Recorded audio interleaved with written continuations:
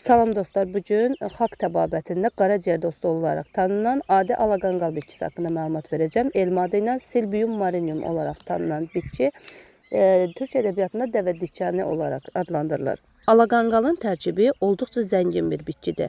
Belə ki, pili yağlar, efir yağları, alkaloidlər, saponinlər, K vitamini, antosiyanlar və s. vardır. Bundan əlavə tərkibində çox güclü bir antioksidant maddə, silmarin maddəsi vardır.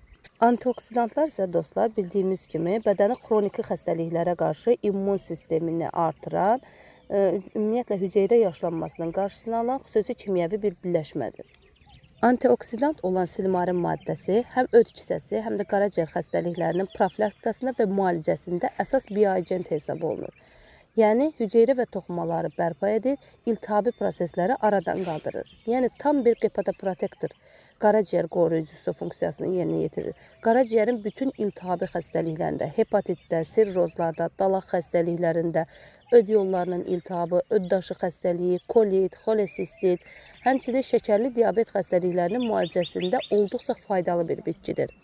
Erkən yaz dövrlərində bitkinin təzə çıxan zoğlarından, yarpaqlarından, həmçinin zoğ hissələrindən və oduncaq hissə, tikanlı hissə soyulduqdan sonra susuzluğu aradan qaldırmaq məqsədi ilə istifadə olunur. Yarpaqlarından isə salatların hazırlanmasında istifadə edilir. Həmçinin təbabətdə qədimdən təbabətdə tərqovucu vasitə kimi də geniş istifadə olunub. Müalicə məqsədi ilə bitkinin kökü, meyvəsi və toxumlarından istifadə olunur. Toxumundan soyuq sıxım halında əldə edilən yağlar qaraciyər piylənməsi və xolesterolu təmizləmək üçün geniş istifadə olunur. Həmçinin qaraciyər qaynaqlı dəri ləkələrini aradan qaldırır və yanıqların müalicəsində də müsbət təsir göstərir. Necə istifadə edə bilərsiniz dostlar? Bir neçə şəkildə istifadəsi mümkündür. Deməli, 2 xörək qaşığı kimi toxumdan götürürsünüz. Üzərinə yarım litr kimi su əlavə edirsiniz. Su hamamında, zəif xodda dəmləyirsiniz.